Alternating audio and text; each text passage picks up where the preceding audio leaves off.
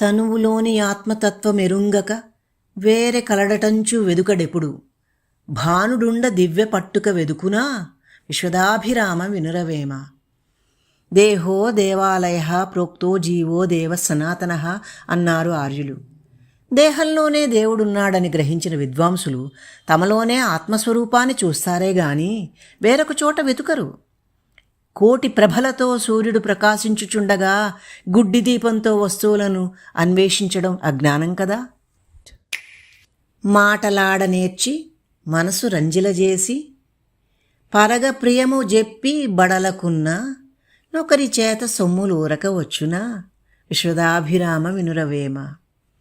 మంచి మాటలు పలికి మనసును రంజింపజేసి ప్రియంగా హితవులు చెప్పి ఇతరులకు ఆనందం కలుగజేసినప్పుడే వారి నుంచి ధనాన్ని పొందగలుగుతాము.